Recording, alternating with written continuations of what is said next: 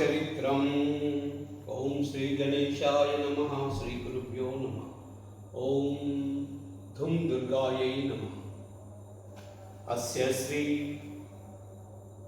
उत्तमचरित्रस्य रुद्रा ऋषिः महासरस्वती देवता अनुष्टुप् छन्दः भीमा शक्तिः ब्राह्मरी बीजं सूर्यतत्त्वं सामवेदस्वरूपं महासरस्वती प्रीत्यर्थे उत्तरचरित्र पाठे विनियोगः।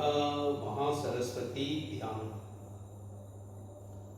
ओम घंटाशूलहलानि शंखमुसले चक्रं धनुस्सायकम् अस्ताब्धै ददतीं गणान्तविलचित चीतां शुश्रुतुल्यप्रभां गौरी देहसमुद्भवां त्रिजगताम् आधारभूतां पूर्वामत्र सरस्वतीमनुभजे शुम्भादिदैत्यार्तिनी। ओम नमश्चण्डिकाय।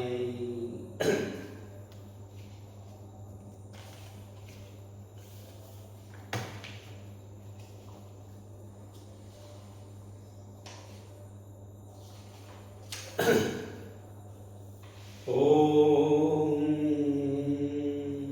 क्लीं ऋषिर्उवाच पुरा शुम्भाभ्याम् असुराभ्यां सचीपते त्रैलोक्यं यज्ञभागश्च हृता मदबलाश्रयात् त्राणे वा सूर्यतां तदत् अधिकारं तदैवधं कौबेरमदयां यमाञ्च चक्राते वरुणस्य च तासेवा पवनर्दिं च चक्रतु वह्निकर्म च ततो देवा विनिर्धूता भ्रष्टराज्या पराजिता कृताधिकार त्रिदशा ताभ्यां सर्वे निराकृता महासुराभ्यां तां देवीं संस्मरम् अपराजितां तयास्माकं वरो दत्तो यदा पत्सु श्रुता किल भवतां नाशयिष्यामि तत्क्षणात् परमापदः इति कृत्वा मतिं देवा हिमवन्तं नगेश्वरं जग्मु तत्रो ततो देवी विष्णुमायां प्रतुष्टुः देवा ऊचु नमो देव्यै महादेव्यै शिवायै सततं नमः नमः प्रकृत्यै भद्रायै नियता प्रणता स्मृतां रौद्रायै नमो नित्यायै गौर्यै धात्रै नमो नमः ज्योत्स्नायै चन्द्ररूपिण्यै सुकायै सततं नमः कल्याण्यै प्रणतां वृद्ध्यै सिद्ध्यै कुर्मो नमो नमः नैऋत्यै भूभृतां लक्ष्मै शर्वाण्यै ते नमो नमः दुर्गायै दुर्गपारायै सारायै सर्वकारिण्यै ख्यात्यै तदैव कृष्णायै धूम्रायै सततं नमः अतिसौम्यातिरौद्रायै नतस्तस्यै नमो नमः नमो जगत्प्रतिष्ठायै देव्यै कृत्यै नमो नमः या देवी सर्वभूतेषु विष्णुमायेति शब्दिता नमस्तस्यै नमस्तस्यै नमस्तस्यै नमो नमः या देवी सर्वभूतेषु चेतनेत्यभिधीयते नमस्तस्यै नमस्तस्यै नमस्तस्यै नमो नमः। या देवी सर्वभूतेषु बुद्धिरूपेण संस्थिता नमस्तस्यै नमस्तस्यै नमस्तस्यै नमो नमः। या देवी सर्वभूतेषु निद्रारूपेण संस्थिता नमस्तस्यै नमस्तस्यै नमस्तस्यै नमो नमः। या देवी सर्वभूतेषु क्षुधारूपेण संस्थिता नमस्तस्यै नमस्तस्यै नमस्तस्यै नमो नमः। या देवी सर्वभूतेषु छायारूपेण संस्थिता नमस्तस्यै नमस्तस्यै नमस्तस्यै नमो नमः।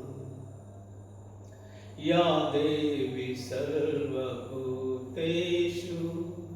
शक्तिरूपेण संस्थिता नमस्तस्यै नमस्तस्यै नमस्तस्यै नमो नमः। या देवी सर्वभूतेषु तृष्णारूपेण संस्थिता नमस्तस्यै नमस्तस्यै नमस्तस्यै नमो नमः।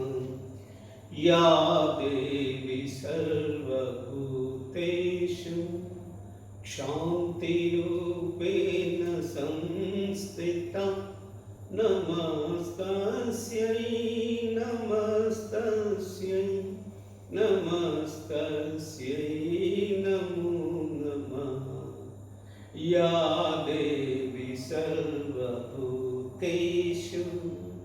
जातिरूपेण संस्थिता नमस्तस्यै नमस्तस्यै नमस्तस्यै नमो नमः।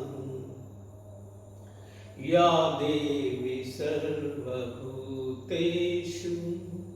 लज्जारूपेण संस्थिता नमस्तस्यै नमस्तस्यै नमस्तस्यै नमो नमः। या देवी सर्वभूतेषु शान्तिरूपेण संस्थिता नमस्तस्यै नमस्तस्यै नमस्तस्यै नमो नमः। या देवी सर्वभूतेषु श्रद्धारूपेण संस्थिता नमस्तस्यै नमस्तस्यै नमस्तस्यै नमो नमः। या देवी सर्वभूतेषु कान्तिरूपेण संस्थिता नमस्तस्यै नमस्तस्यै नमस्तस्यै नमो नमः। या देवी सर्वभूतेषु लक्ष्मीरूपेण संस्थिता नमस्तस्यै नमस्तस्यै नमस्तस्यै नमो नमः। या देवी सर्वभूतेषु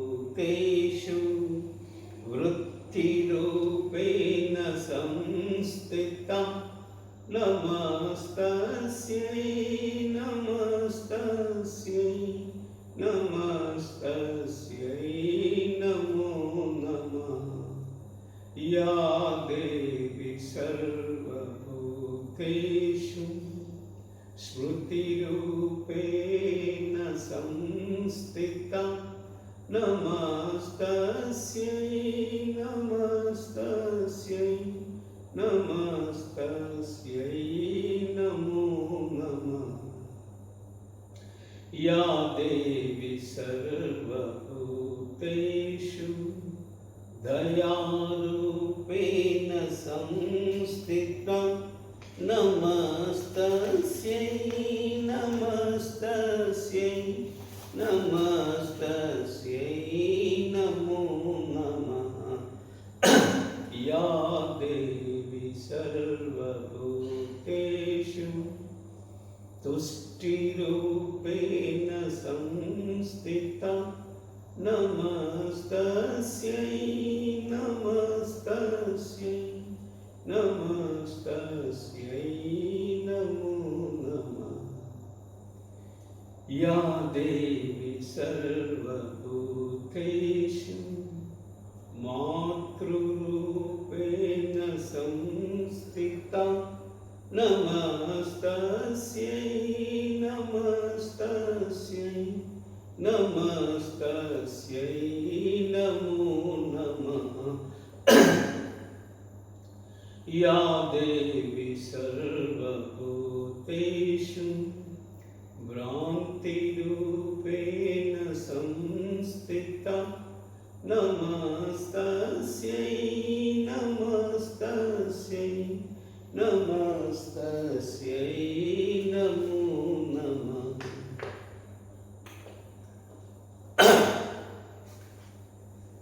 इन्द्रियाणाम् अधिष्ठात्री भूतानामखिलेषु या भूतेषु सततं तस्यै व्याप्तै देव्यै नमो नमः। चितिरूपेण या कृत्स्ना मेतद्व्याप्ता स्थिता जगत् नमस्तस्यै नमस्तस्यै नमस्तस्यै नमो नमः। नमस्तस्यै नमस्तस्यै नमस्तस्यै नमो नमः।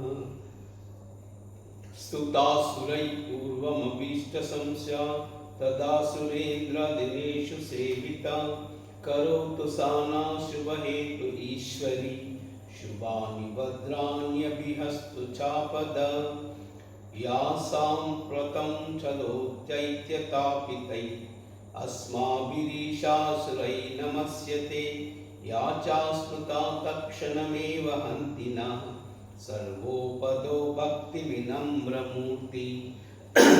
ऋषिर्उवाच एवं स्तवायुक्तानां देवानां तत्र पार्वती स्नातुमव्यापयितो तयो जानवानुपनन्दनः। सा ब्रवीत्तान् सुरान् सुब्रूभवद्भिः स्तूयते त्रका शरीरकोशतस्तास्या समुद्भूता ब्रवीत् शिवा।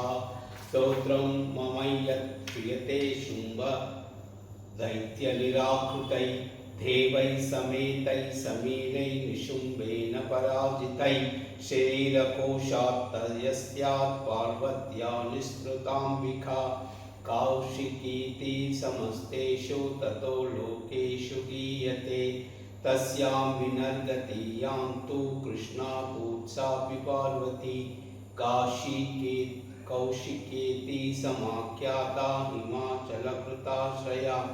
ततोऽम्बिका परं रूपं बिभ्राणं सुमनोहरं ददर्श चण्डो मुण्डश्च भृत्यो शुम्भनिशुम्भयो। ताभ्यां शुम्भाय चाख्याता सातीव सुमनोहरा काप्यस्ते श्रीमहाराजा वासयन्ती हिमाचलं नैव तादृक्कृचिद्रूपं दृष्ट्वं केनचित् उत्तमं ज्ञाता तां ताप्यसा देवी गृह्यतां चासुरेश्वरः श्रीरत्नामतिचार्वङ्गी द्योत्यो यन्ती दिशाद्विषा सा तु तिष्ठति दैत्रेन्द्र तां भवान् द्रष्टुमर्हति यानि रत्नानि मनयो गजाश्वादीनि वै प्रभो त्रैलोक्ये तु समस्तानि साम्प्रतं भ्रान्ति ते गृहे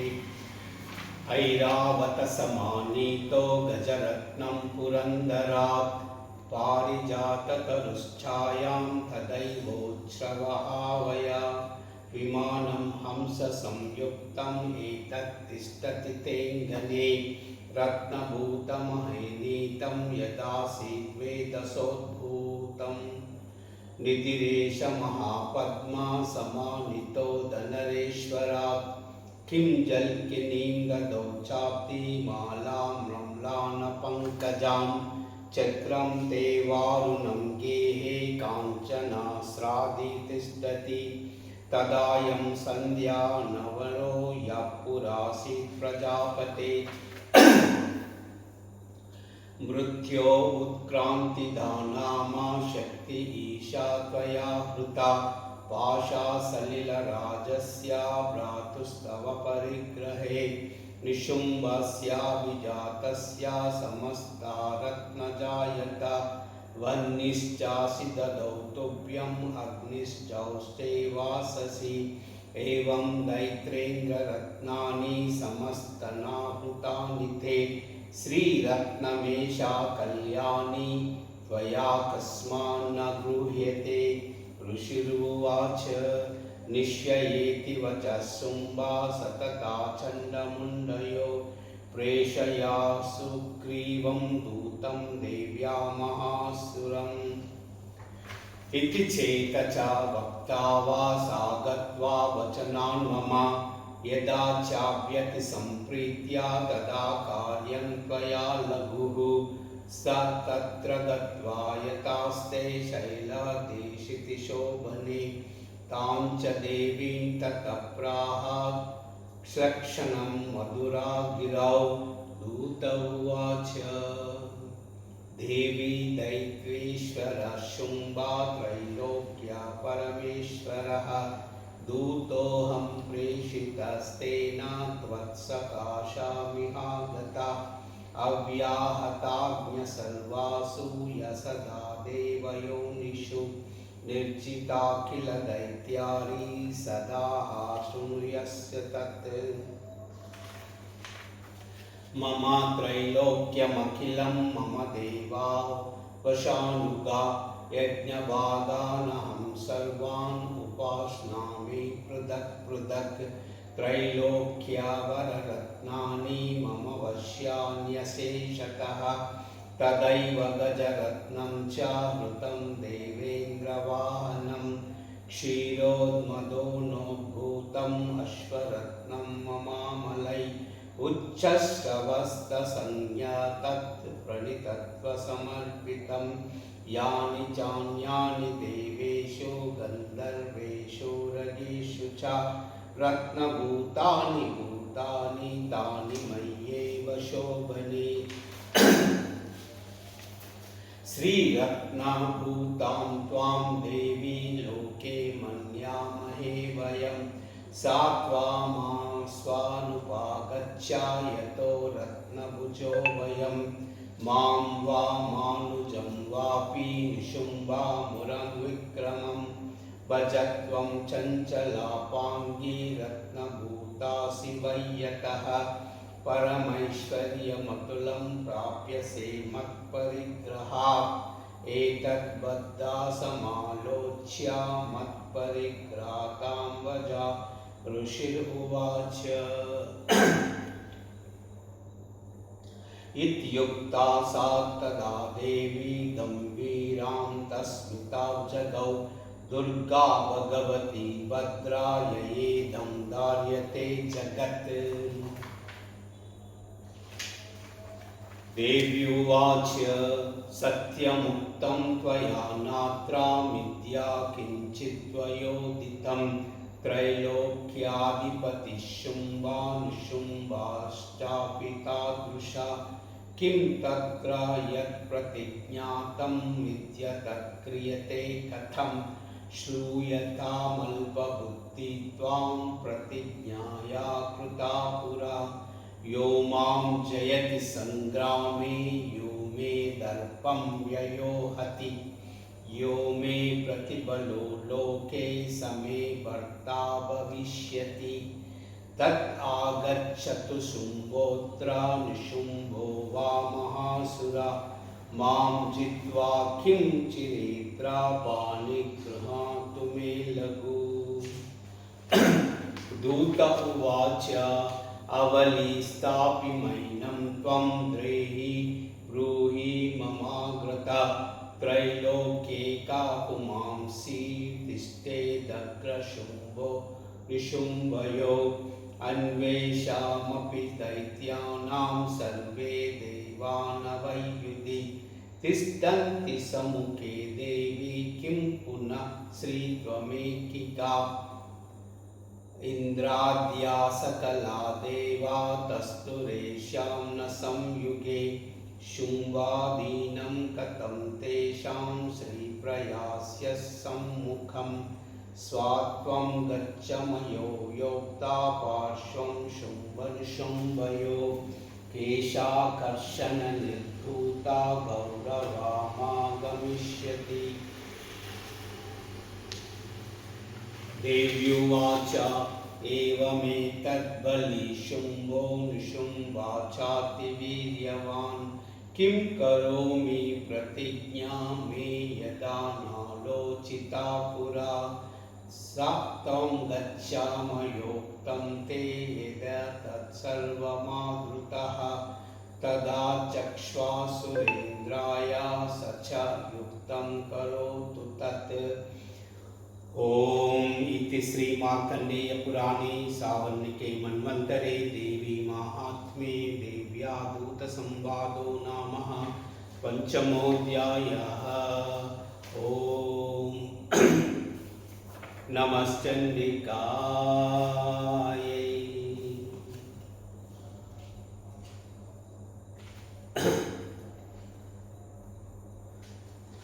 षष्ठोऽध्यायः धूम्रलोचनवध।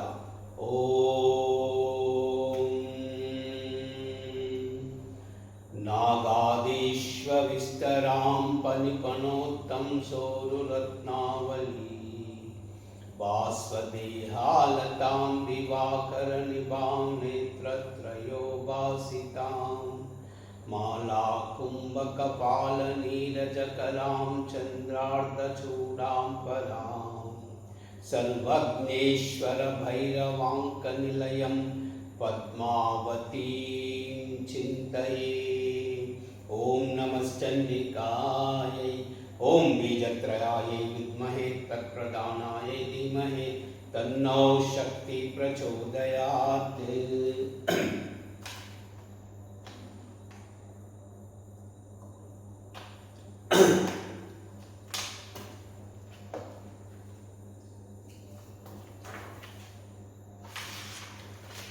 ओम ऋषिरुवाच इत्याकर्ण्यावचो देव्या सबूतो मर्षपूरितः चमासमाचष्टा समागम्या दैत्यराजा विस्तरात् तस्य दूतस्य तद्वाक्यम् आकर्णासुरराट्टतः सक्रोधः प्राह दैत्यानामधिपं धूम्रलोचनं हे धूम्रलोचनाशुत्वं ससैन्या परिवारितः तामानाया बलात् दुष्टां केशाकर्षणविहल्यां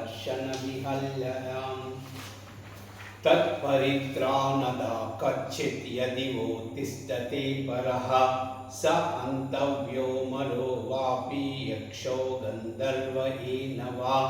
ऋषिरुवाच ते आज्ञास्ता तथा शीघ्रं तदैत्यो धूम्रलोचनः वृता षष्ठासहस्राणां मसुराणां मृतं यवौ स दृष्टा त्वां ततो देवी तुहीनाचलसंस्थितं जगादोचैप्रयायीति मूलं शुम्भनिशुम्भयो न चेत् प्रीत्याद्य भवति मद्भर्तारमुपैष्यति ततो बलान्नयामद्याकेशाकर्षणविव्यलाम्।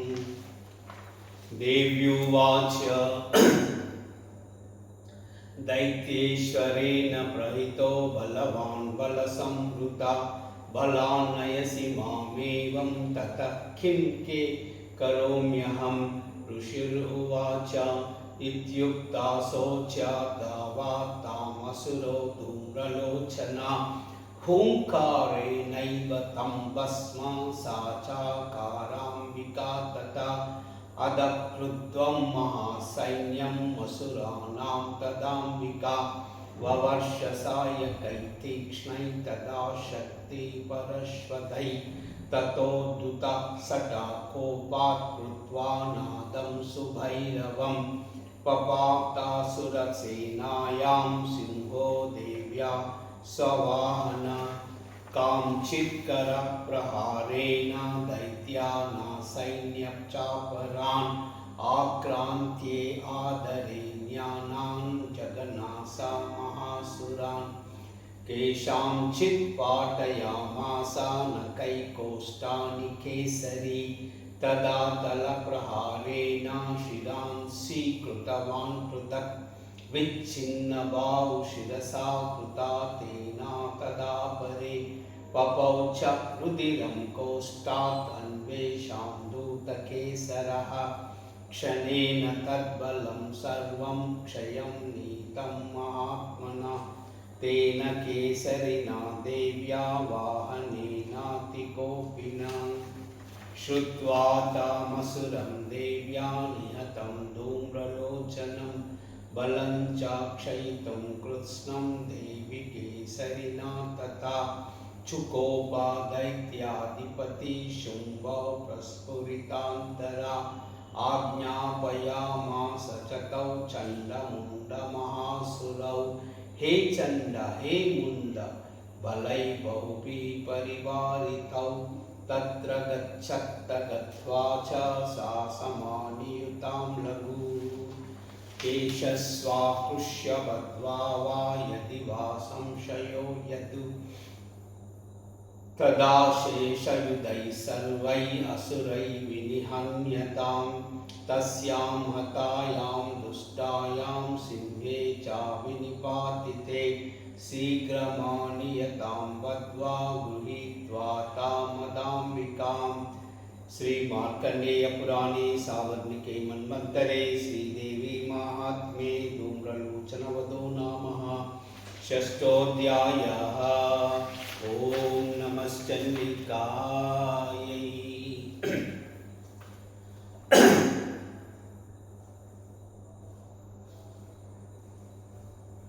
सप्तमोऽध्यायः चण्डमुण्डुलवध। ओम ध्यायेत् रत्नपीठशुककलपटितं शृण्वन्ति श्यामलाङ्गी न्यस्तैकाङ्ग्रीं सरोजे शशिशकलधरां वल्लकीं वादयन्ती कल्हारबद्धमालां नियमितविलसच्चोलिकां रक्तवस्त्रां मातङ्गीं शङ्खपात्रं मधुरमधुपदां चित्रकोट्वासिबालाम्। ॐ नमश्चण्डिकायै। ओम बीजत्रयायै विद्महे तत्प्रधानाय धीमहि तन्नो शक्ति प्रचोदयात्। सप्तमोऽध्यायः चण्डमुण्डुलवध।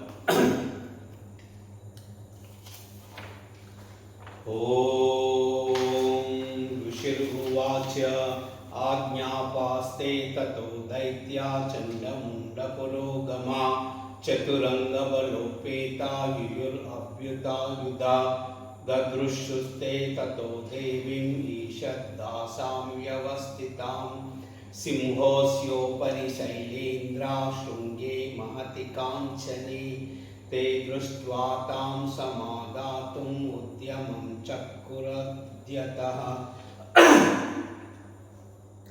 अकृष्टचापसीधरा तदान्येतत्समीपगा तत्कोपं चकारोच्चै अम्बिका तान्नरीं प्रति कोपेन चास्य वदनं मयि वर्णमभूत्तदा भ्रुकुटिकुटिला तस्या ललाटपलकाद्रुतं कालीकरालवदना विनिष्क्रान्ता सिपाशिनी विचित्रघण्टाङ्गधरा नरमाला विभूषणा द्वीपिचर्मपरिधाना शुष्कमांसातिभैरवा अतिविस्तारवदना जिव्या ललनभीषणा निमग्ना रक्तनयना नादापूरितदिङ्मुखा सा वेगेनाभिपतिता घातयन्ती महासुरान् सैन्ये तत्र सुरारीणा अभक्षयत तद्बलम् पार्श्वीग्राहाङ्कुशग्राही योधघण्टा समान्वितान् समादयुक्ता हस्तेन मुखे क्षिक्षेपवारणान् तदैव योधं तुरगौ रथं सारथिना सह निक्षिप्य वक्रेण दशनैर्चर्वण्यं प्रतिभैरवम् एकं जगाह केशेषु ग्रीवायामदचापरं पादेनाक्रम्य चैवानां दुरसान्यामपोदयत् तैर्मुक्तानि च शस्त्राणि महास्त्राणि तदासुरै मुखेन जग्राहरुषा दशनैर्मदितान्यपि बलीनां तद्बलं सर्वम् असुराणां निपातितं ममर्धा भक्षया चान्यन्यांश्चाताडयत्तदा असिना निहता केचित् खट्वाङ्गताडिता जग्मुर्विनाशमसुरा दन्ताग्राभिहतास्तदा क्षणेन तद्बलं सर्वम् असुराणां निपातितं दृष्ट्वा चण्डोऽपि रुद्रावातां कालीमतिभीषणां शरवर्षै महाभीमै भीमाक्षीं तां महासुरः चादयामास चक्रस्या मुण्डक्षिप्तौ सहस्रशः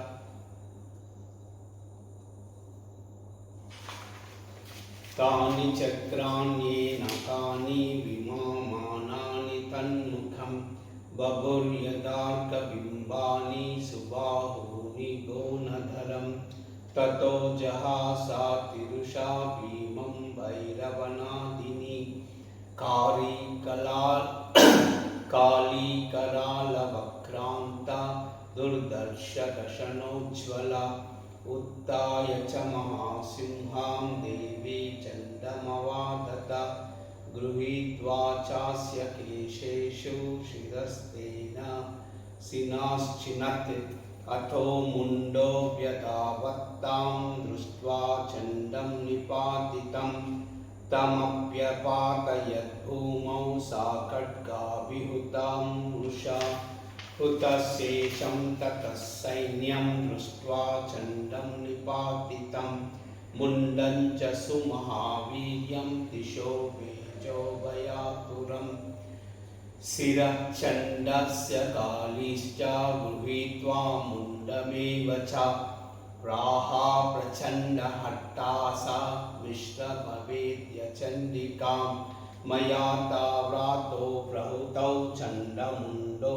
महापशु युद्धप्रज्ञे स्वयं शुम्भं निशुम्भश्च हनिष्यसि ऋषिर्वाच तावानीतो तथा दृष्ट्वा चण्डमुण्डमहासुरौ उवाच कालीं कल्याणी ललितं चण्डिकावचः यस्माच्चण्डं च मुण्डं च गृहीत्वा तामुपागता चामुण्डेति तथा लोके ख्याता देवी भविष्यसि।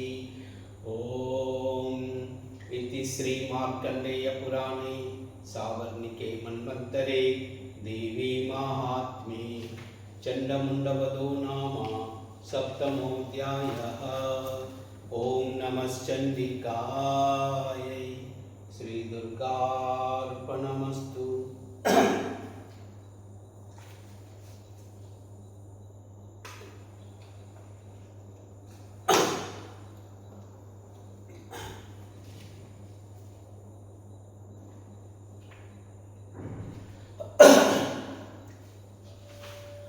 ओम अष्टमोऽध्यायः। रक्तबीजवध ध्यानम्। ओम अरुणां करुणातरङ्गिताक्षी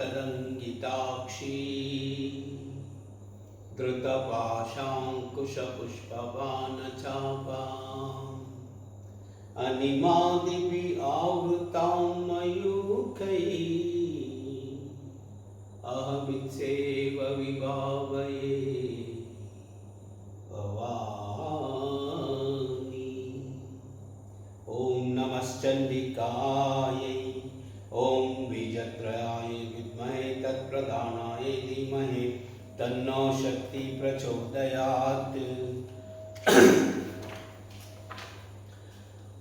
ऋषिर्वाच चण्डे निहते दैत्या मुण्डे च गिरिपातिते बहुले च सैन्येषु क्षयते सुरेश्वरः ततो कोपारादीनचेता शुम्भप्रतापवान् उद्योगं सर्वसैन्यानां दैत्यानामादिदेशः अद्य सर्वबलै दैत्या षडतीतिरुदायुधा कम्बूनां चतुरैतेषि निध्यां तु स्वबलैरुता कोटिवीर्याणि 50 असुराणां कुलानि वै शतं कुलानि धौम्राणां निर्गच्छन्तु मामाज्ञया कालकाधौर्वृदा मौर्या कालकेया तदासुरा युद्धाय सज्जा निर्यान्तु आज्ञाया त्वरिता मम इत्याज्ञपासुरापति शुम्भो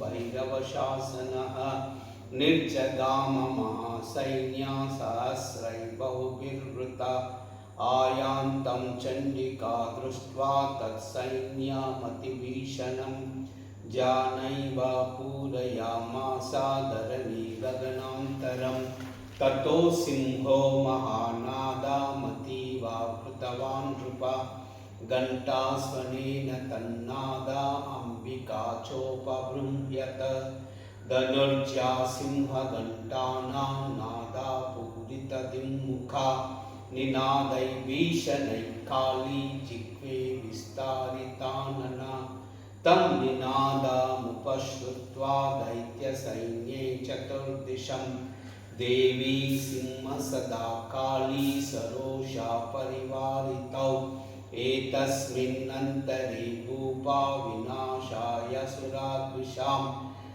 भवायामरसिंहेनामतिवीर्यबलान्वित ब्रह्मेशा गुहविष्णूनां तदेन्द्रश्च शक्तयः शरीरेभ्यो विनिष्क्रम्य तद्रूपा चण्डिका युजु यस्य देवस्य यद्रूपं यदा भूषणवाहनं तद्वदेव हि तच्छक्ति असुराणां योद्धुमायमयो हंसयुक्तविमानाग्रे साक्षसूत्राकमण्डलु आयाता ब्राह्मणशक्ति ब्राह्मणी साभिधीयते माहेश्वरी वृषारूढा त्रिशूलावरधारिणी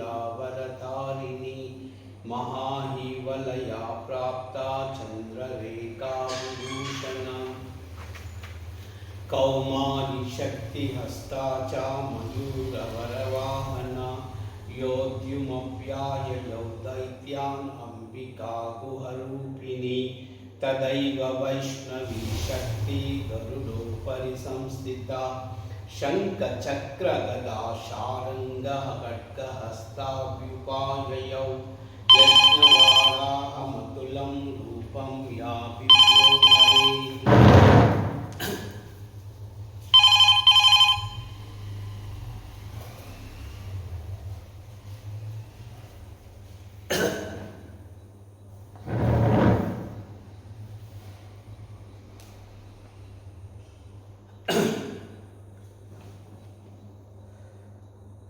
शक्तिस्साप्याययौ तत्र वाराही बिभ्रति तनुं नारसिंहे नृसिंहस्य बिभ्रति सदृशं वपु प्राप्तसा तत्र सटाक्षेपा क्षिप्तनक्षत्रसंहति वज्रहस्ता तदैतेन्द्री गजराजोपरिस्तता प्राप्तता सहस्रनयना यदा शक्रास्तदा वसा तथा परिवृतास्ताभिरीशानो देवशक्तिभिः हन्यन्तामसुरा शीघ्रं मम प्रीत्याहुचण्डिकां ततो देवी शरीरा तु विनिष्क्रान्तातिभीषणा चण्डिका शक्तिरत्रुग्रा शिवा शतनिनादिनी सा चाह धूम्रजटिलं ईशानमपराजिता दूता त्वं गच्छ भगवन् पार्श्वं शुम्भनिशुम्भयो ब्रूहि शुम्भं निशुम्भश्च दानवावति गर्वितौ ये चान्ये दानवास्तत्र युद्धाय समुपस्थिता त्रैलोक्यमिन्द्रो लभतां देवा सन्तु हनिर्भुजा यायां प्रयातपातालं यदि जीवितुमिच्छतः बले बलावपातदच्छेद्भवन्तो युद्धकाङ्क्षिणा तदा गच्छत तृप्तं तु पच्छिवापिशितेन वः यतो नियुक्तो दैत्येन तया देव्या शिवा स्वयं शिवदूती त्रिलोकेऽस्मिन् ततस्याख्यातिमागता तेऽपि श्रुत्वा वचो देव्या सर्वाख्यातं महासुरा अमर्षपूरिता जग्मु यत्र कात्यायनी स्थिता ततः प्रथममावाग्रे शरशक्तयस्तिवृष्टिभिः ववर्षुरुत्ततामर्षा तां देवीममरारया सास्तान् प्रहितान् बाणान् शूलशक्तिपरश्वदान् चिच्छेदलीलयादात्मा धनुर्मुखै महेशुभिः तस्याग्रता तदा काली शूलपाता विदारितां कट्वाङ्गपादितां चारीं कुर्वन्तु व्यचरन् तदा कमण्डलू जलाक्षेपा हतवीर्यान् हतौजसः ब्रह्माणि चाकरोत् शत्रून् येन स्मदावती माहेश्वरी त्रिशूलेन तदा चक्रेण वैष्णवी दैत्यान् जगना कौमारी तदा शक्त्यातिकोपना ऐन्द्री कुलिशपातेन शतशो दैत्यदानवा सेतुर्विदारिता पृथ्वां रुधिरौग्रा प्रहर्षिणः तुण्डप्रहारविध्वंसा दंष्ट्राग्राक्षतवस्यता वाराहमूर्त्यानप्यतञ्चक्रेण च विदारिता न कैर्विदारितां चान्यां भक्षयन्ति महासुरान् नारसिंही चचाराजौ नादपूर्णादिगन्तरः चण्डाट्टहासैरसुरा शिवदूत्या विदूषिता सेतुपृथ्वीयां पतितान् तान् चकारादसा तदा इति मातृगणं कृत्वं मर्दयन्तं महासुरान् दृष्ट्वाभ्युपायैर्विविधैर्देषु देवारिसैनिका पलायनपरान् दृष्ट्वा दैत्यान् मातृगणार्तितान् योद्धुमव्याययौ कृत्वा रक्तबीजौ महासुरः रक्तबिन्दुर्यदा भूमौ पतत् तस्य शरीरतः समुत्पतति मेदिन्यां तत्प्रमाणो महासुरः युयुधे सा गदापानि इन्द्राशक्त्या महासुरा ततश्चैन्द्री स्ववज्रेण रक्तबीजमताडयत्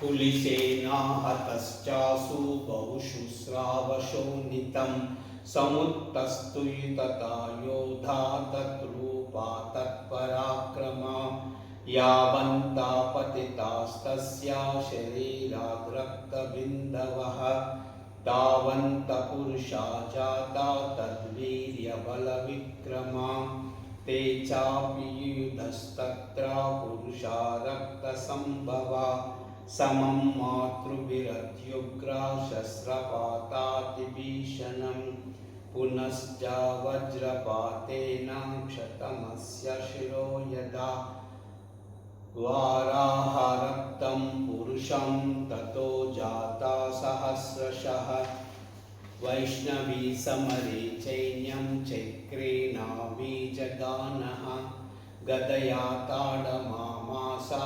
ऐन्द्रितामसुरेश्वरं वैष्णवी चक्रभिन्नस्य रुधिरस्रावसम्भवै सहस्रो जगद्व्याप्तं तत्प्रमाणै महासुरै शक्त्या जगानकौमारी वाराही च तदासिना माहेश्वरी त्रिशूलेन रक्तबीजं महासुरं स चापि गदया दैत्या सर्वा एवाहनत्पृथक् मातृकोपसमा विष्णो रक्तबीजो महासुर तस्य हतस्य बहुधा शक्तिशूलाभिर्भुवि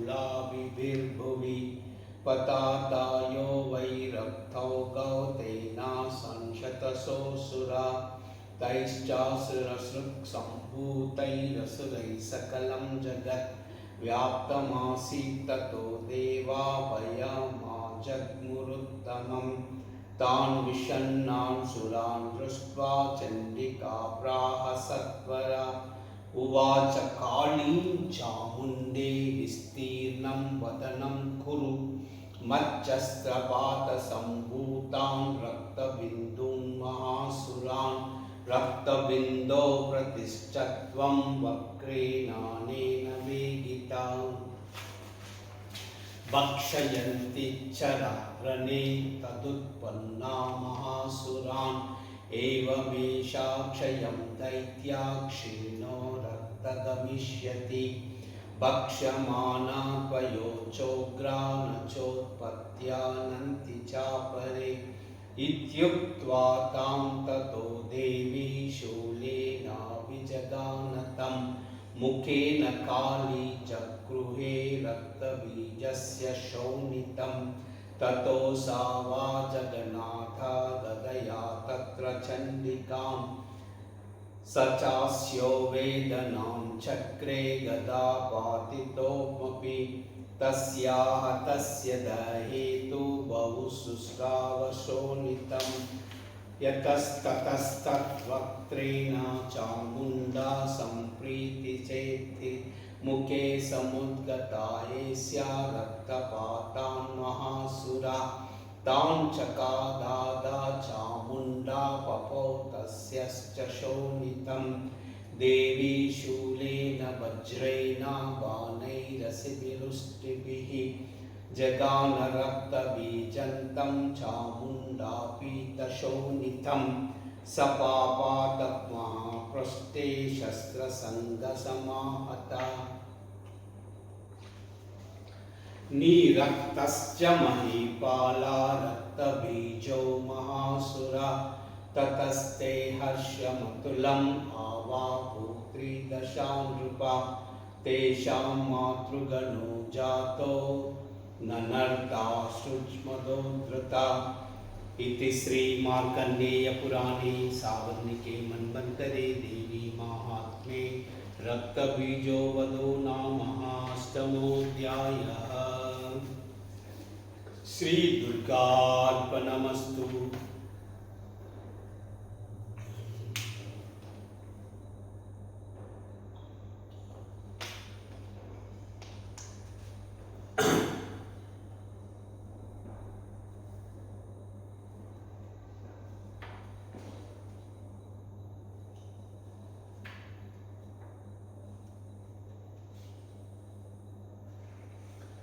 नवमो अध्यायः निशुम्भ। ध्यानम् बन्धूककाञ्चननिभं रुचिराक्षमालां पाशाङ्कुशैर्वरदां निजबाहुदण्डैः बिभ्राणमिन्दुशकलाभरणं त्रिनेत्रमर्दाविकेशमनिशं वपुराश्रयामि। ॐ नमश्चण्डिकायै ॐ बीजत्रयायै विद्महे तत्प्रधानाय धीमहि तन्नो शक्ति प्रचोदयात्। राजोवाच विचित्रमिदमाख्यातं भगवान् भवता मम देवस्य चैतं माहात्म्यं रक्तबीजवजाश्रितं भूयश्च चेष्टाम्यहं श्रोतुं रक्तबीजे निपातिते। चकार शुम्भो यत्कर्मा निशुम्भश्चातिकोपनः ऋषिर्वाच चकारकोपमतुलं रक्तबीजे निपातिते। शुम्भोऽसुरनिशुम्भश्च हतेष्वश्चोचावहे हन्यमानं महासैन्यं विलोकामर्ष्यमद्वहन् अभ्यधावन्निशुम्भोधा मुख्यया सुरसेनया तस्याग्रतास्तदा वृष्टे पार्श्वयोश्च महासुरा सन्दश्च सम्पुटा कृत्वा हन्तुं देवी उपाययु आजागाम महावीर्या शुम्भोऽपि स्वबलैर्वृता निहन्तुं चण्डिकां कोपात् कृत्वा युद्धं तु मातृभिः ततो युद्धमतीवासीत् देव्या शुम्भनिशुम्भयोः शरवर्षमतीवोग्रं मेघयोरिव वर्षतो चिच्छेदास्तान् शरान्ताभ्यं चण्डिका स्वशरोत्करैः ताडयामास चाङ्गेषु शस्त्रागैरसुरेश्वरौ निशुम्भो निशितं खड्गं चर्ममादाय सुप्रभम् आताडयन्मूर्तिनि सिंहं देव्या वाहनमुत्तमम् ताडिते वाहने देवी क्षुरप्रेणासिमुत्तमम् निशुम्भस्याशु चिच्छेदा चर्म चाप्यष्टचन्द्रकम् छिन्ने चर्मनिखड्गेषु शक्तिं चिक्षेपसोऽसुरः तामस्याग्निदे चक्रे चक्रेणाभिमुखागतं कोपात्मातो निशुम्भोदा शूलं जग्राह दानवा आयन्तं मुष्टिघातेन देवी तच्चस्य चूर्णयत् आविद्यादगदां सोऽपि चिक्षेप चण्डिकां प्रति सापि देव्या त्रिशूलेन भिन्ना भस्मत्वमागता ततः परशुहस्तत्वम् आयान्तं दैत्यपुङ्गवम् आहत्य देवी बाणौघौ आपातायुतभूतले तस्मिन् निपतिते भूमौ निशुम्भौ भीमविक्रमे भ्रातार्यतीव संक्रुद्धा प्रयायौ हन्तुमम्बिकां स रतस्तततायुच्छै गृहीतपरमायुधै भुजैरष्टाभिरतुलै व्याप्याशेषं बभौ नभः तमायन्तं समालोक्ये देवी शङ्खमवादयत् जाशब्दं चापि धनुषा चकारातीव दुष्टाम् पूरयामास ककुभो निजघण्टास्वनेन च समस्तदैत्यसैन्यानां तेजोवधविदायिना ततो सिंहमहानादै त्याजिते वा महामदै पूरयामास गगनं गां तदैव दिशो दश ततः काली समुत्पत्त्या गगनं क्ष्मामुताडयत् कराभ्यां तन्निनादेन प्राक्स्वनानस्ते तिरोहिता अट्टाटहासमशिवं दिवदूती चकारः तैशब्दरसुरात्रेणुशुम्भकोपं परं ययौ दुरात्मन् तिष्ठति तेष्टि व्याजहाम्बिका यदा तदा जयेत्यभैथितं देवैराकाशसंस्थितैः शुम्भेनागात्यया शक्ति मुक्त्वा जालातिभीषणा आयान्ति वह्निकूटाभासादिरस्ता महोल्कया सिंहनादेन शुम्भस्य व्याप्तं लोकत्रयान्तरं निर्घातस्वनिनो घोराजितावानवनीपते शुम्भमुक्तां शरां देवी शुम्भतत्प्रहितां शरां चिच्छेद स्वशरैरुग्रैः शतरोदसहस्रशः तथा सा चण्डिका क्रुद्धा शूलेनाभिजगानतं न तदा विहतो भूमौ मूर्छितो निपातः ततो निशुम्भं सम्प्राप्य चेतनामात्तकार्मुका आजगनाशरै देवीं कालीं केसरिनं तदा पुनश्चाकृत्वा बाहूनां मयुतं धनुजेश्वरः चक्रायुतेन तिजितो चादयामास चण्डिकां ततो भगवती क्रुद्धा दुर्गा दुर्गार्तिनाशनी चिच्छेदातानि चक्राणि स्वशरैः सायकांक्षितां ततो निशुम्भवेगेन गदमादाय चण्डिकाम् अवात्या धावता हन्तुं दैत्यसेना समावृता तस्य तापः एवाशु गतं चिच्छेद चण्डिका खड्गेन शितधारेण स च शूलं समाददे शूलहस्तं समायन्तं निशुम्भमरिमर्दिनं हृदि विव्याधशूलेन वेगे विद्धेन चण्डिका विन्नस्य तस्य शूलेन हृदयानि सौपरा महाबलो महावीर्या तिष्ठेति पुरुषो वदन् तस्य निष्क्रामतो देवी प्रहस्या स्वनवत्तता शिरश्चित्तेदत्खड्गेन ततो सावतः भुवि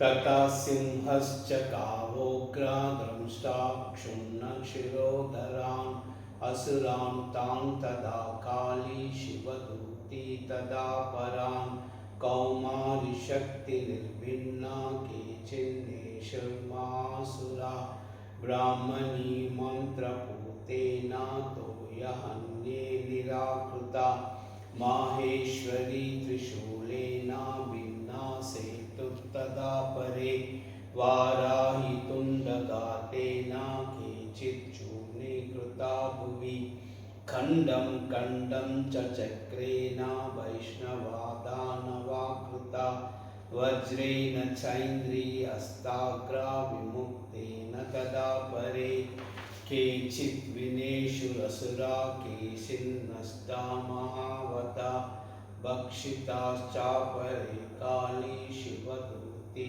मृगाधिपैः श्री मार्कण्डेय पुराणे सावर्णिके मन्वन्तरे देवी माहात्म्ये निशुम्भवधो नाम नवमोऽध्यायः।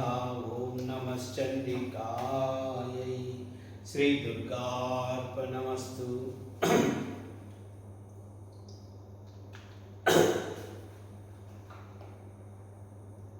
ओम दशमो अध्यायः शुम्भवध ध्यानम् उत्तप्तये रुचिरां रविचन्द्रवह्निनेत्रां धनुश्शरयुताङ्कुशपाशशूलं रमैर्भुजैस्तततीं शिवशक्तिरूपां कामेश्वरी हृदि भजामि धृतेन्दुलेखाम्। ॐ नमश्चण्डिकायै ॐ बीजत्रयायै विद्महे तत्प्रधानायै धीमहि तन्नो शक्ति प्रचोदयात्। उत्तप्तये रुचिरां रविचन्द्रवह्निनेत्रां धनुश्चरयुताङ्कुशपाशशूलां रम्ये भुजैश्च दधतीं शिवशक्तिरूपां कामेश्वरी हृदि भजामि धृतेन्दुलेखाम्। ॐ ऋषिर्वाच निशुम्भं निहतं दृष्ट्वा भ्रातरं प्राणसंहितं हान्यमानं बलं चैव शुम्भो क्रुद्धो भवेद्वच बलावलैपातुष्टे त्वं मा दुर्गे गर्वमावह अन्यासां बलमाश्रित्य युध्यसे यातिमानिनी। देव्युवाच एकैवाहं जगत्तत्र द्वितीया कामपापरा पश्यतैदुष्टमय्येव विशन्तो मद्विभूतयः ततः समस्तसा देव्यो ब्रह्माणि प्रमुखालयम् एकैवासीत्तदाम्बिका देव्युवाच अहं विभूत्या बहुभिरिवा रूपै यदा स्थिता तत्संहृतं मयैकैव तिष्ठम्याचो स्थिरो भव। ऋषिरुवाच तथा प्रवाहृते युद्धं देव्या शुम्भस्य चोभयो पश्यतां सर्वदेवानाम् असुराणां च दारुणं शरवर्षैः सहितस्रै ततैश्चैव दारुणै ततोर्युद्धमभूद्भया सर्वलोकभयङ्करं दिव्यान्यस्त्राणि शतशो मुमुञ्चे ज्ञानदाम्बिका पवञ्जकानि दैत्येन्द्र तत्प्रतिघातकर्तृभिः मुक्तानि तेन चास्त्राणि दिव्यानि परमेश्वरी भजञ्जलीलयोग्राहुङ्कारोच्चारणाभिः ततश्चर शतै देवीम् आच्छादयतसोऽसुरा सापि तत्कुपिता देवी धनुश्चेच्छेदचेषुभिः छिन्ने धनुषि दैत्येन्द्र तदा शक्तिमदा ददे चिच्छेददेवी चक्रेण तामप्यस्य करे स्थितां ततः खड्गमपादाय शतचन्द्रं च भानुमत् अभ्यधावत तां देवीं दैत्यानामधिपेश्वरः तस्य पातत एवाशु खड्गं चिच्छेदचण्डिका धनुर्मुखैः शिवैः बाणैः चर्मचार्ककलामलम् अश्वां पातयामास रथं सारथिना सह हताश्वस्य सदा दैत्या छिन्नधन्वा विसारथि जग्राहामुत्करं घोरम् अम्बिका निनदोऽन्यथा चिच्छेदापततिं तत्स्यामुदलश्रिषितरै तदापि सोऽप्यवत्ताहं मुष्टिमुद्यमवेगवान् समुष्टं पातयामास हृदये दैत्यपुङ्गवा देव्या तं चापि सा देवी तलोनेरस्य ताडयत् तलाप्रहाराभिहतो निपतामहीतले स दैत्यराजसृसः पुनरेवातदोदिता उत्पत्य च प्रबोध्य चै देवीं गगनमास्थिता तत्रापि सा निराधारा युयुधे तेन चण्डिका नियुद्धं केतदा दैत्या चण्डिका च परस्परं चक्रतु प्रथमं सिद्धा मुनिविस्मयकारकं ततो नियुद्धं सुचिरं कृत्वा तेनाम्बिका सह उत्पाट्य भ्रामयामास क्षिक्षेपधरणीतले सक्षिप्तो धरणीं प्राप्य मुष्टिमुद्यावेगवान् अभ्यधावत दुष्टात्मा चण्डिका निनदेश्चया तमायान्तं तदो देवी सर्वदैत्याजनेश्वरं जगत्यां पातयामास विद्वा शूलेन पक्षसि स गतासु पपातोर्व्यां देवी शूलाग्रवीक्षतः चालयन् सकलां पृथ्वीं साप्तिद्वीपां सपर्वतां ततः प्रसन्नमखिलं हते तस्मिन् दुरात्मनि जगत्स्वाद्या निर्मलं चाभवन्नभः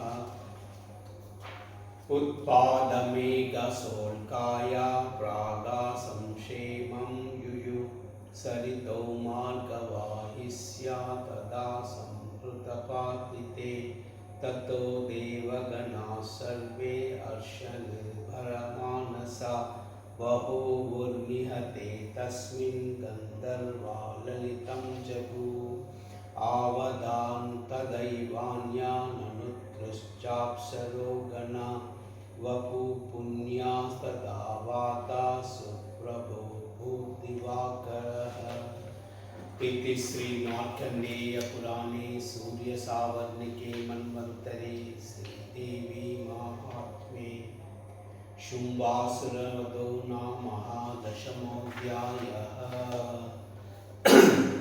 ॐ नमश्चण्डिकायै।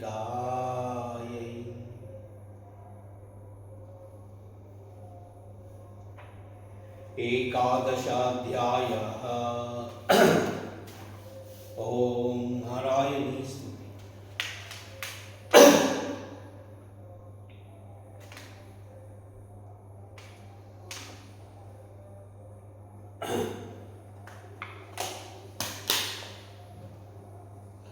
ॐ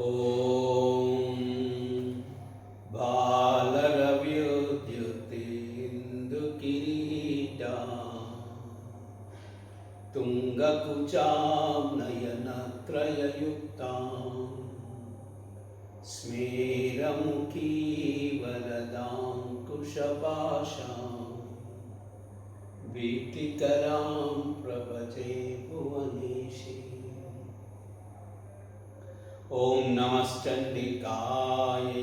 ॐ बीजत्रयायै विद्महे तत्प्रदानाय धीमहि तन्नो शक्ति प्रचोदयात्। ऋषिरुवाच देव्या हते तत्र महासुरेन्द्रे सेन्द्रासुरावन्निपुरोगमस्ताम् कात्यायनी तुष्टुरिष्टलाभा विकासिवक्राब्जविकासिताशां देवी प्रपन्नार्तिहरे प्रसीद प्रसीद मातर्जगतोऽखिलस्य प्रसीद विश्वेश्वरि पाहि विश्वं त्वमीश्वरी देवी चराचरस्य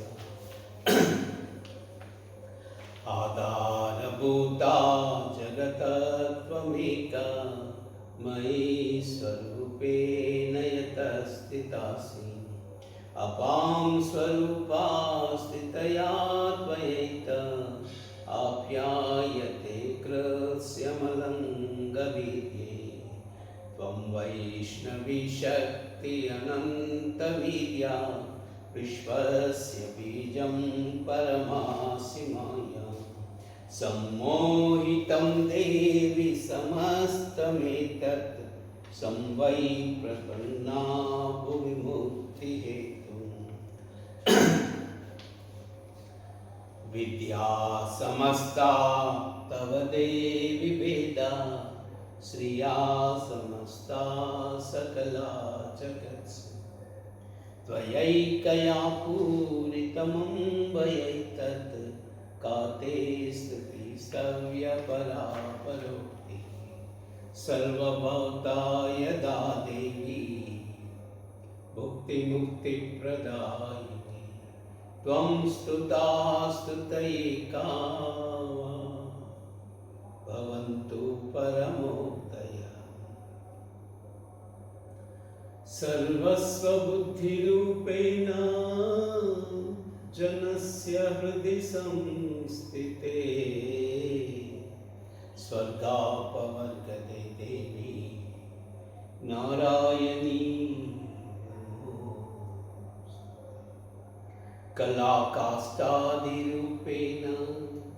परिणामप्रदायिने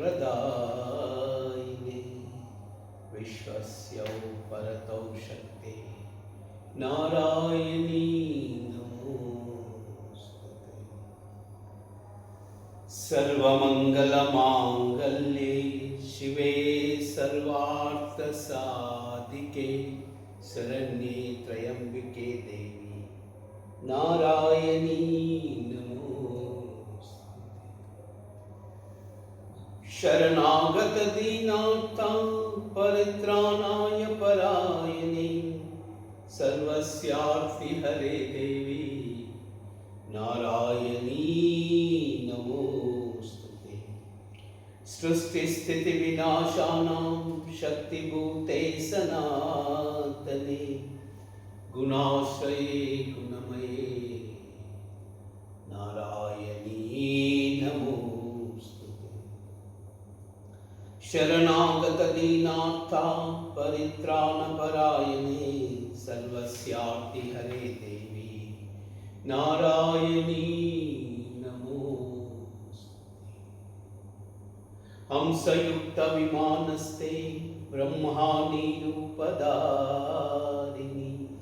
कौशाम्बाचरिके देवी नारायणी नमोस्तुते।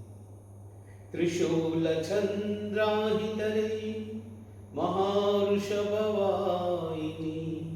माहेश्वरी स्वरूपेण नारायणी नमोस्तुते। मयूरकुकुटवृते महाशक्तिधरे अनगे कौमारी रूपसंस्थाने नारायणी नमोस्तुते। शंखचक्र गदा शांग गृहीत परमायुधे प्रसीद वैष्णवी रूपे नारायणी नमोस्तुते। गृहीतोग्र महाचक्रे द्रंष्ट्रो धृतवसुंधरे वाराहरूपिणी शिवे नारायणी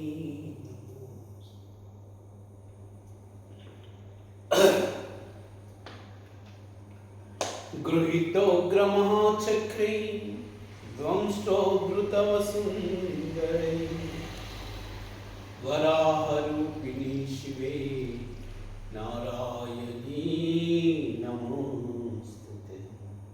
नृसिंहरूपेणोग्रेण हन्तुं दैत्यान् कृतोद्यमे त्रैलोक्यत्राणसहिते नारायणी नमोस्तुते।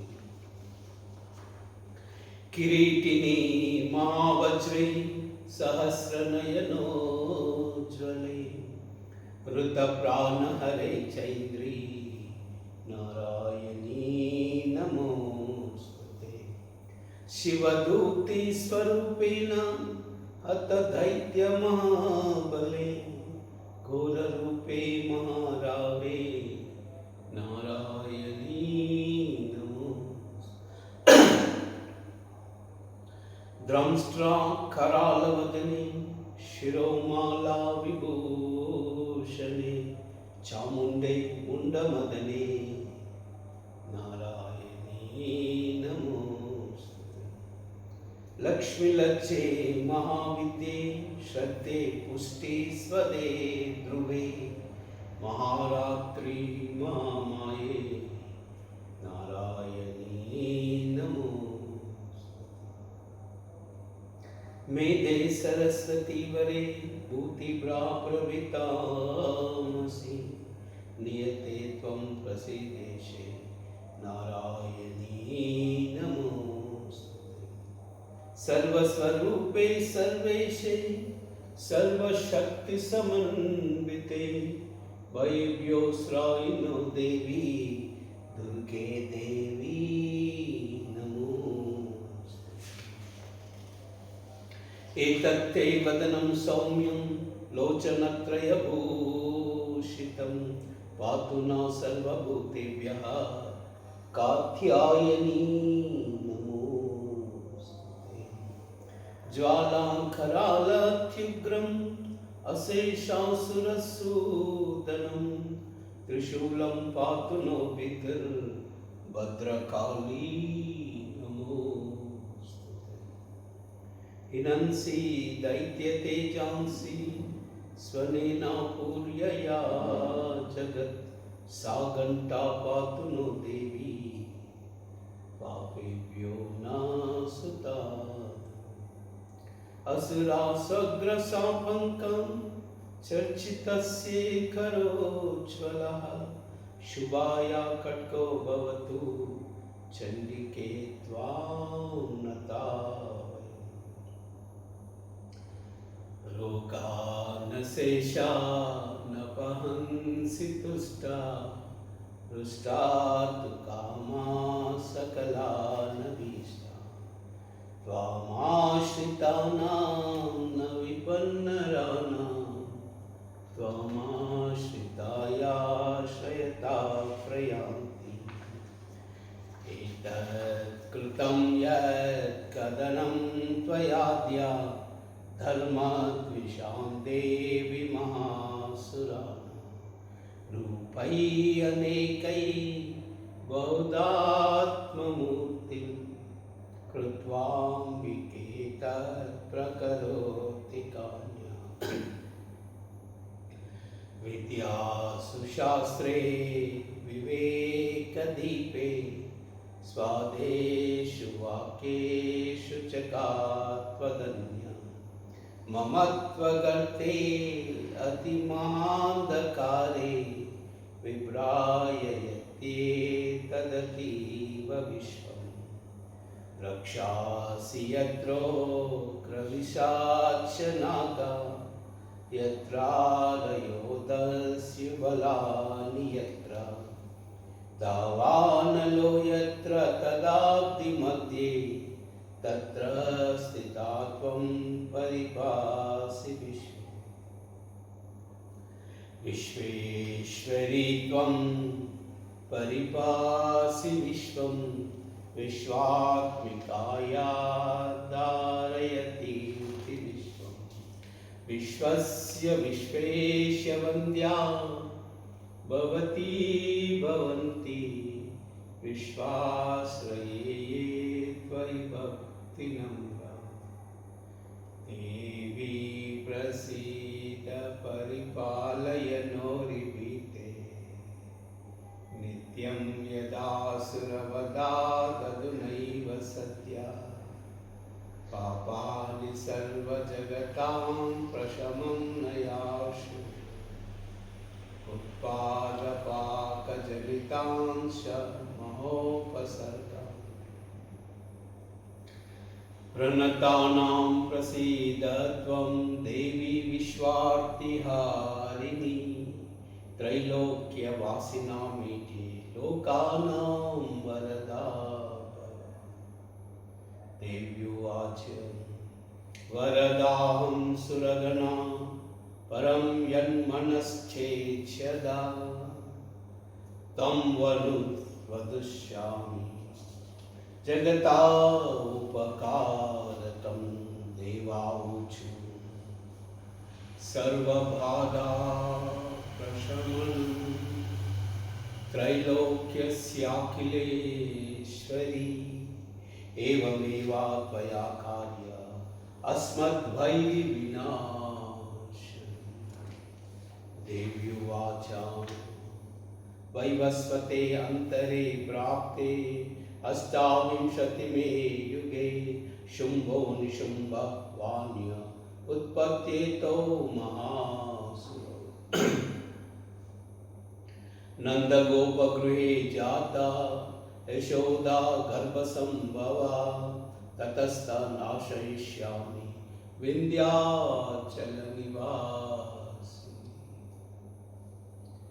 पुनरप्यतिरौद्रेण रूपेण पृथ्वीतले अवतीर्य हविष्यामि वैप्रचित्तां सुदानवा भक्षयन्त्याश्च तानुग्रां वैप्रचित्तां महासुरां रक्तदन्ता भविष्यन्ति दाडिमी कुसुमोपमा।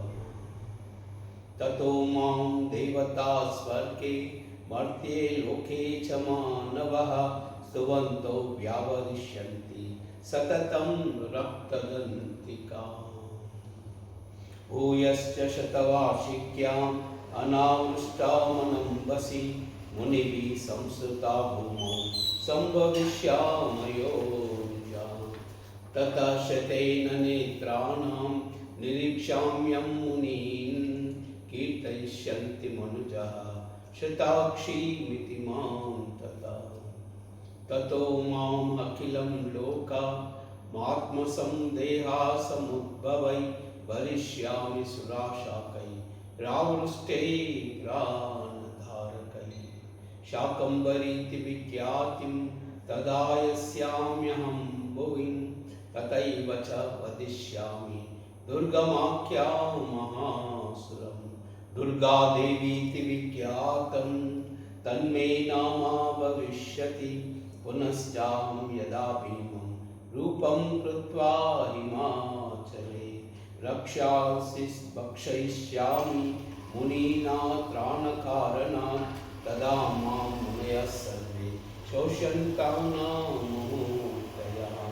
भीमादेवीति विख्यातं तन्मे नामा भविष्यति यदा रुणास्त्रैलोक्या महाबाधां करिष्यति तदाहं भ्रामरं रूपं कृत्वा संके षट्पदं त्रैलोक्यस्य हितार्थाय वदिष्यामि महासुरम्।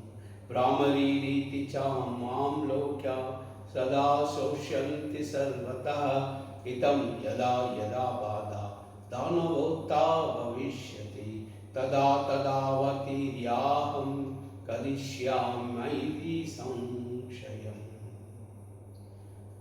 स्वस्ति श्री मार्कण्डेय पुराणे सावर्णिके मन्वन्तरे देवी माहात्म्ये नारायणी स्तुतिनामः एकादशाध्यायः समाप्तम्।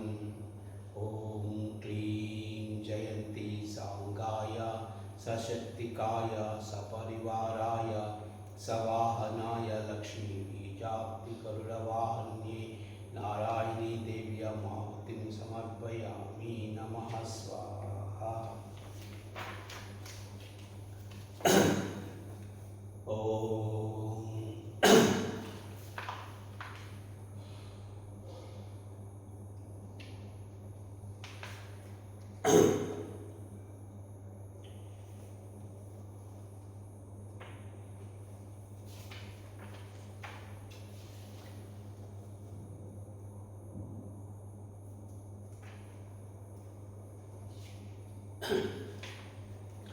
द्वादशाध्यायः फलस्तुति। ॐ विद्युद्धाम समप्रभां मृगपति स्कन्दस्थितां भीषणां कन्यामि करवालकेटविलसद्दक्षाभिरासेविताम् अस्ताक्षैचक्रागदासिकेटवीक्षिकां चापं गुणं तर्जनी बिभ्राणं मनलात्मिकां शशिधरां दुर्गां त्रिनेत्रां भजे। ॐ नमश्चण्डिकायै ॐ बीजत्रयायै विद्महे तत्प्रधानाय धीमहि तन्नो शक्ति प्रचोदयात्।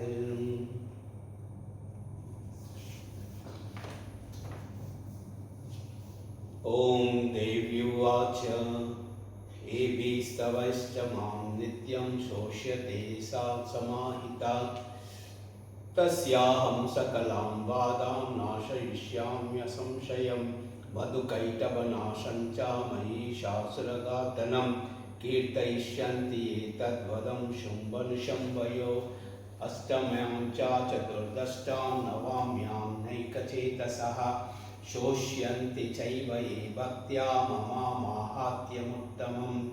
न तेषां दुष्कृतं किञ्चित् दुष्कृतोद्धानचापदः भविष्यति न दारिद्र्यं न चैवेष्टवियोजनं।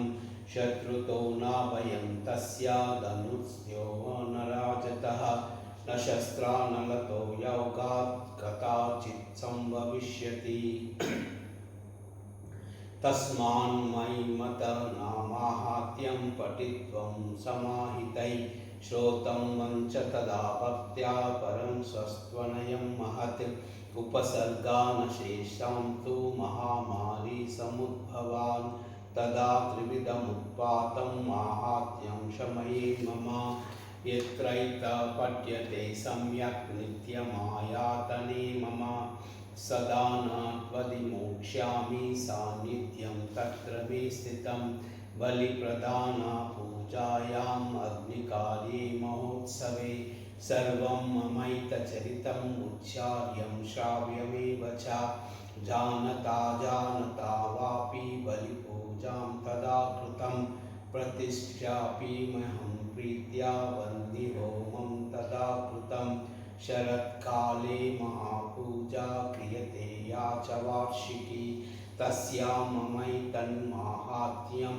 श्रुत्वा भक्तिसमन्विता सर्वबाधा विनिर्मुक्तो धनधान्यसुतान्विता मनुष्यो मत्प्रसादेन भविष्यति संशयः श्रुत्वा ममैतन्माहात्म्यं तदा चोत्पद्यता शुभा पराक्रमं च युद्धेषु जायते निर्भया पुमान् रिपवा संक्षेमं यान्ति कल्याणं चोपपद्यते नन्दते च कुलं पुंसां माहात्म्यं मम शृण्वतां शान्तिकर्मणि सर्वत्र तदा दुःस्वप्नदर्शने ग्रहपीडासु चोग्रासु माहात्म्यं शृणुयान् मम उपसर्गाशमं यान्ति ग्रहपीडश्च दारुणा दुःस्वप्नं च स्वपिरौ द्रष्टं च सुस्वप्नमुपायते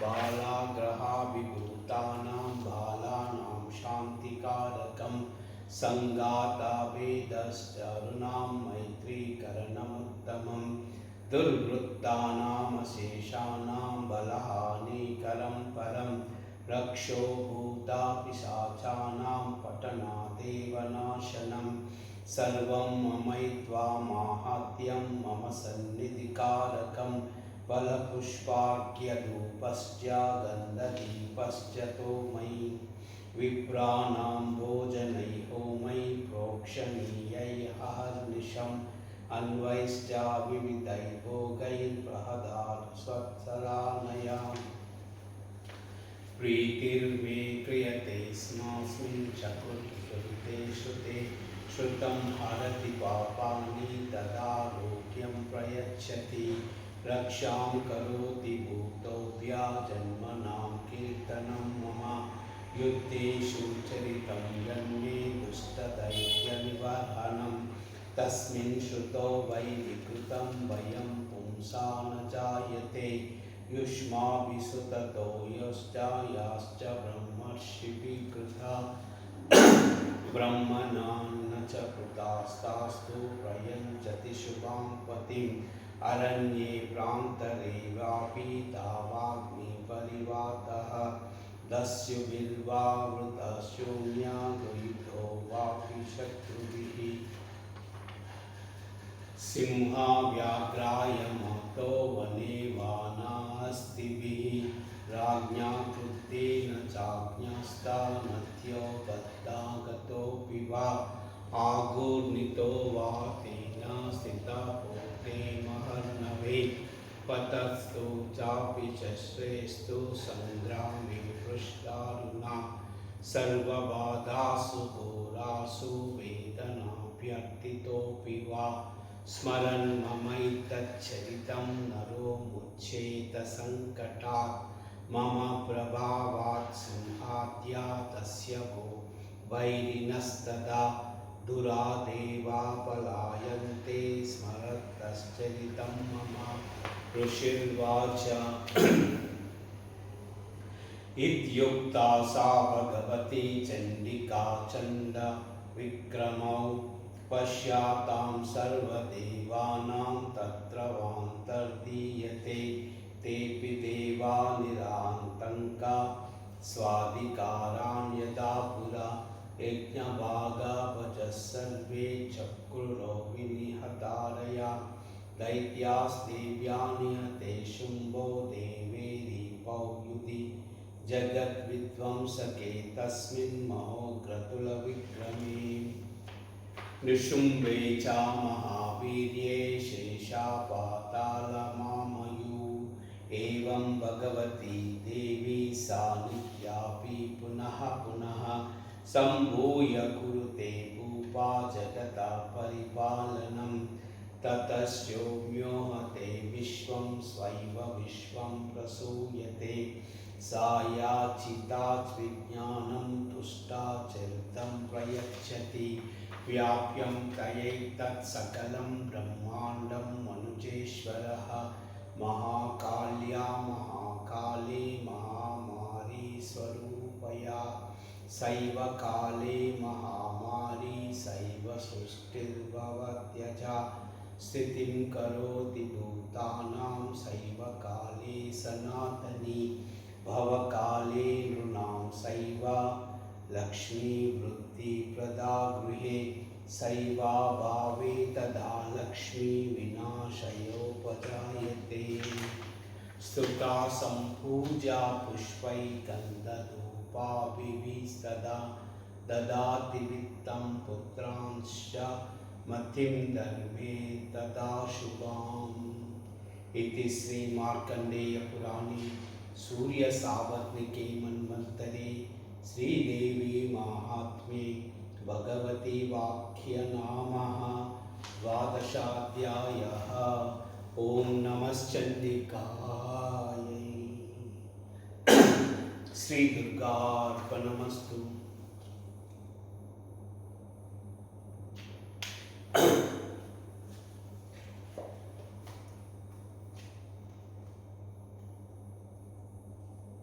ओम त्रयोदशाध्यायः। सुरदवैश्युలకు वरप्रदानं। ध्यानं बालार्कमण्डलवासां चतुर्बाहुत्रिलोचनां पाशाङ्कुशवराभीतिर्धारयन्तीं शिवां भजे। ॐ ऋषिर्उवाच एतत्ते कदिनं भूपा देवी माहात्म्यमुत्तमम् एवं प्रभावा सा देवी ये दं धार्यते जगत् विद्या तदैव क्रियते भगवद्विष्णुमायया त्वयैतमेषवैश्ये च तदैवान्ये विवेकिनः मोहान्ते मोहिताश्चैव मोहमेव चापरे तामुपैहि महाराजा शरणं परमेश्वरी आराधिता सैव नृणां भोगसर्गापवर्गता।